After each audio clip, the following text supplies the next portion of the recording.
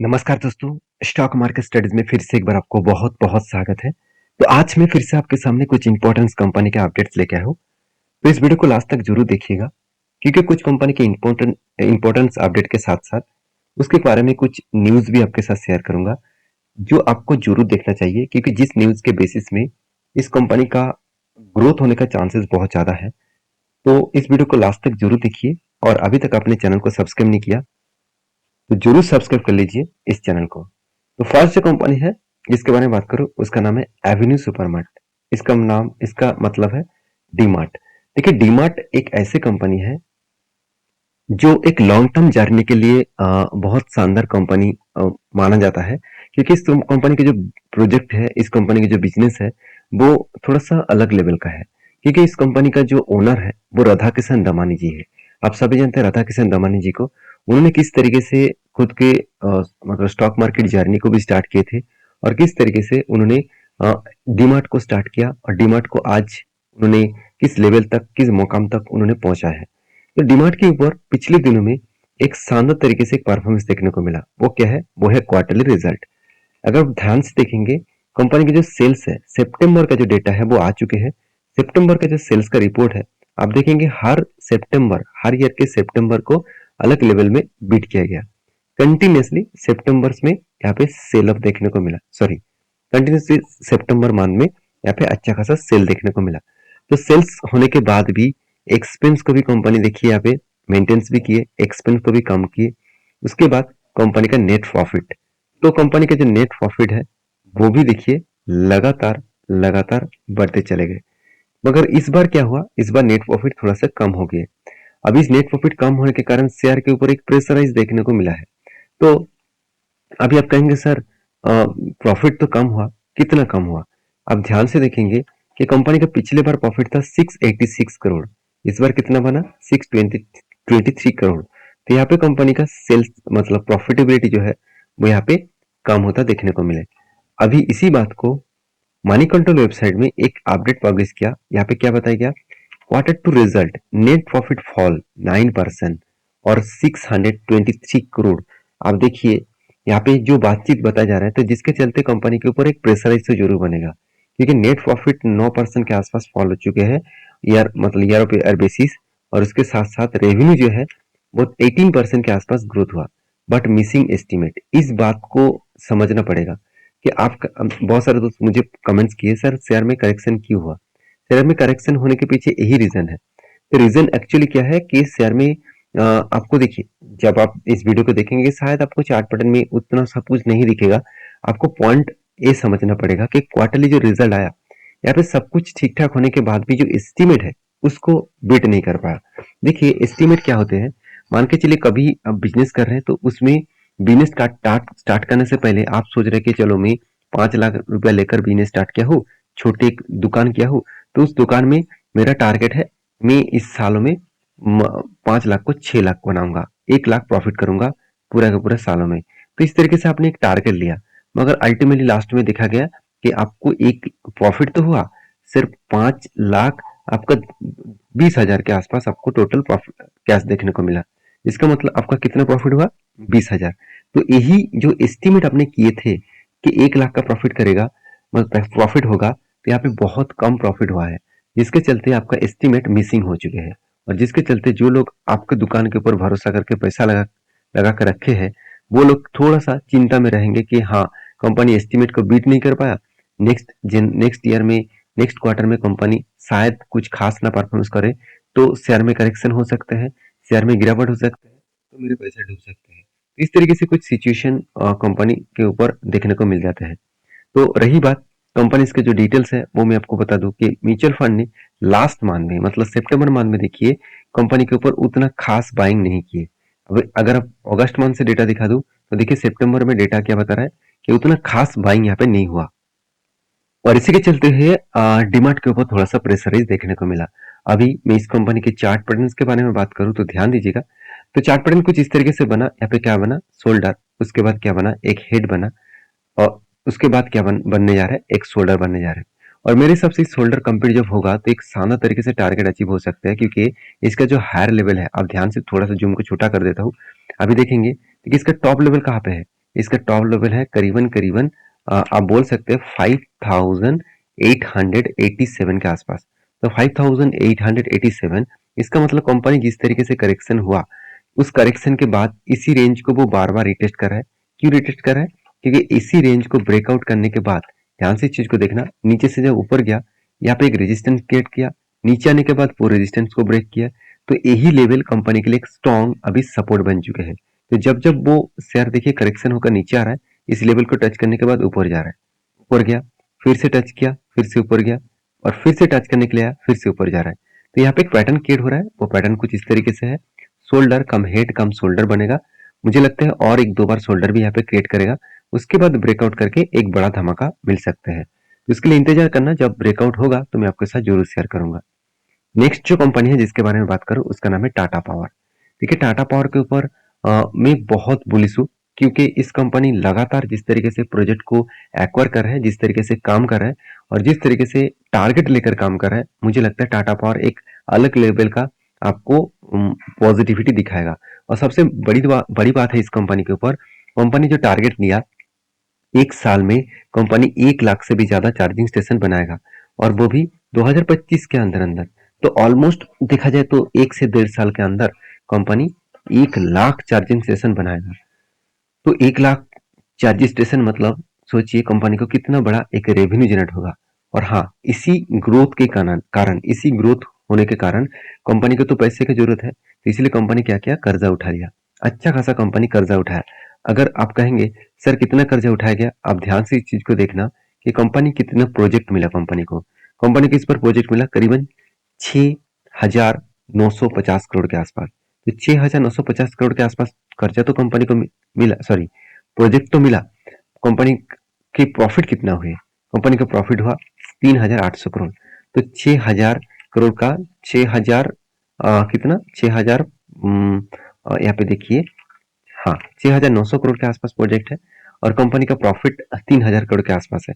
तो इसी पैसे को कवर करने के लिए, इस पैसे को तो जरूरत है, तो इसके लिए प्रॉफिट नहीं हुआ, तो हाथ में तो उतना पैसा नहीं है, क्योंकि हाथ में कैश कितना है, हाथ में कैश नेगेटिव है। तो पहले से ही पैसे को बिजनेस के ऊपर इन्वेस्टमेंट कर चुके हैं, तो और एक्स्ट्रा पैसा तो नहीं है। अभी कंपनी को बिजनेस करना है तो दो तरीके से वो कर सकते हैं, एक कर्जा लेकर, दूसरा रिजर्व को बेचकर।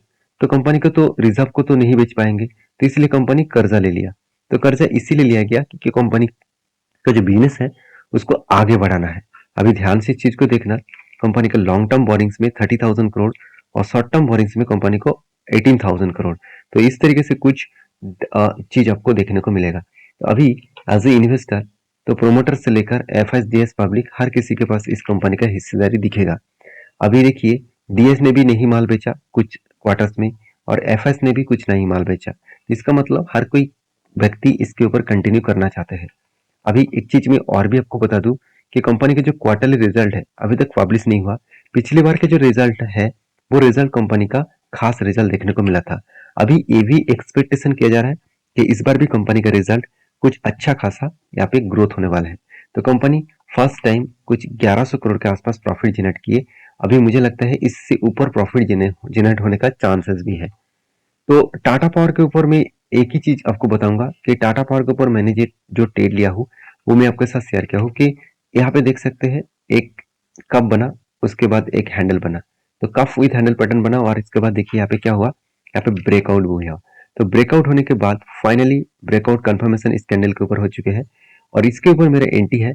तो अभी देखिए थोड़ा सा ऊपर जाने के बाद नीचे आए, तो मुझे बहुत सारे दोस्त कमेंट किया कि सर क्या यहाँ से और भी गिर सकते हैं, और भी गिरावट हो सकता है। देखिए कुछ भी गिरे, किसी भी जगह पे जाए, मुझे कोई फर्क नहीं पड़ेगा। अगर कंपनी का परफॉर्मेंस अच्छा है और उसी तरीके से टेक्निकली चार्ट पैटर्न्स भी बना है, तो मेरे हिसाब से वो टारगेट के लिए मैं इंतजार करूंगा। मेरा टारगेट है 310 रुपीज के आसपास, जो बन सकते हैं 26% के आसपास।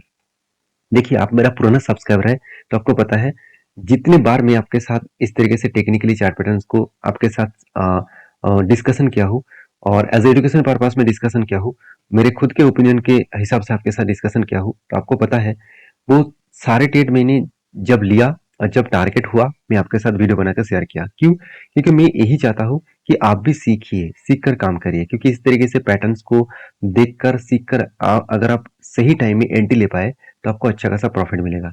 तो हाँ, एक चीज आपको हमेशा करना होगा, आपको पेशेंस के साथ बने रहना होगा। अगर आपने सही ट्रेड लिया हो तो। अगर आपने गलत ट्रेड ले लिया, अपने कंपनी का फंडामेंटल्स ना चेक कर, फाइनेंशियल ना चेक कर काम कर लिए, तो मेरे हिसाब से आपको एग्जिट करना ही बेहतर होगा, नहीं तो बुरी तरीके से फंस सकते हैं। तो नेक्स्ट जो कंपनी है जिसके बारे में बात करूं, उसका नाम है जोमेटो। देखिए जोमेटो मेरे हिसाब से एक बेस्ट तरीके से कंपनी बनने जा रहा है, क्योंकि कंपनी की जो ग्रोथ है वो अलग लेवल में देखने को मिला है। धीरे धीरे करके ग्रोथ अच्छा खासा देखने को मिला है।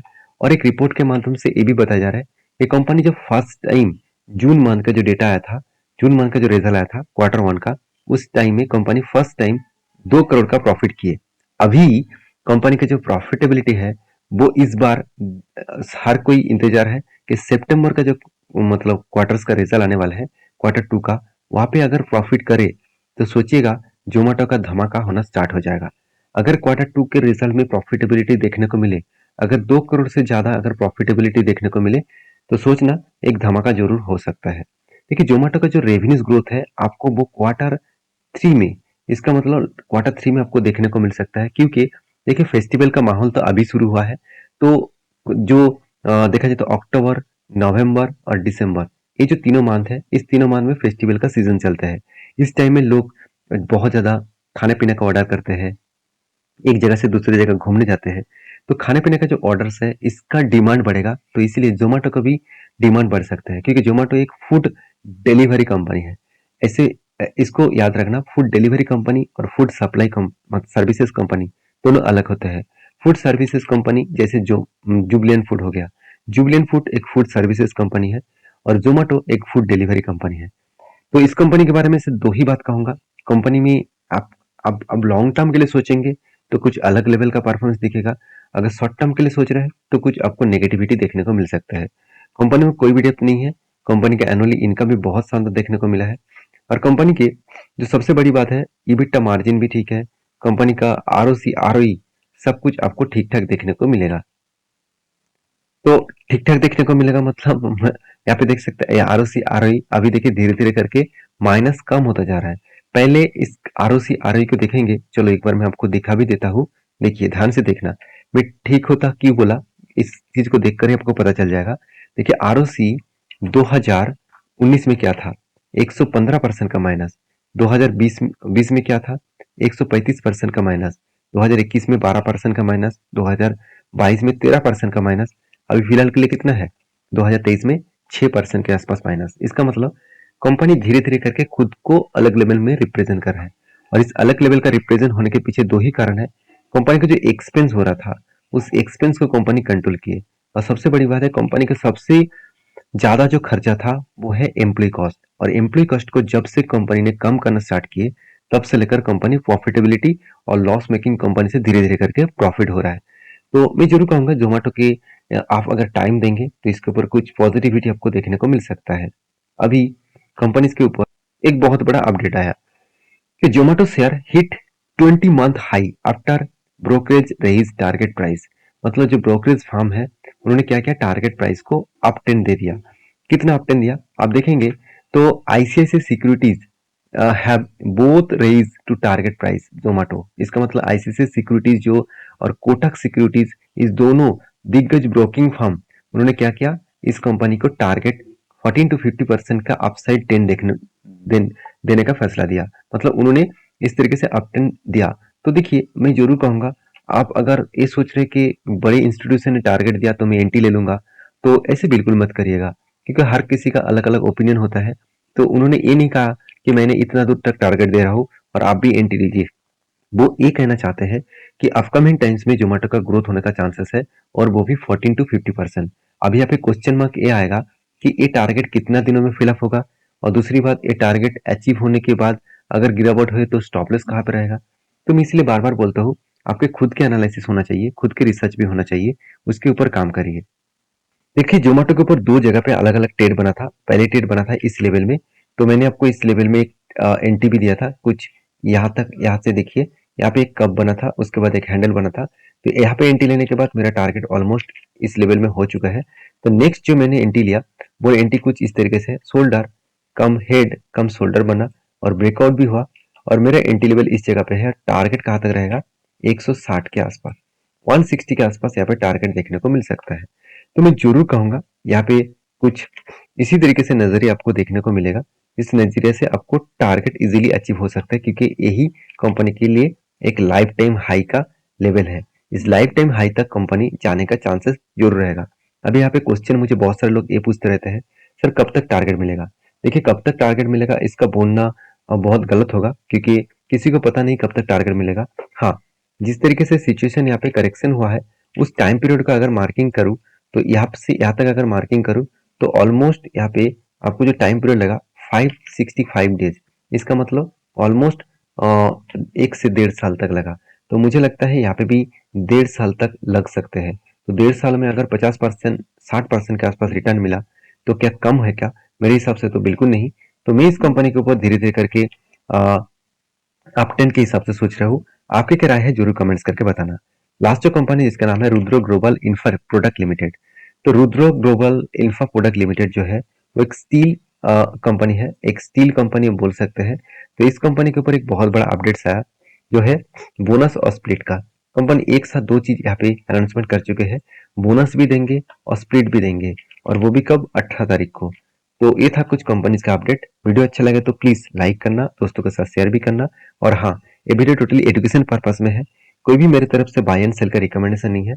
अगर किसी भी कंपनी के ऊपर काम करना है तो आपके रिस्क के ऊपर, आपके रिसर्च के ऊपर काम करिए। तो वीडियो अच्छा लगे तो प्लीज लाइक करना, दोस्तों के साथ शेयर भी करना। मिलते हैं नेक्स्ट वीडियो में, तब तक के लिए अच्छे से रहिए, अपने ख्याल रखिए। धन्यवाद।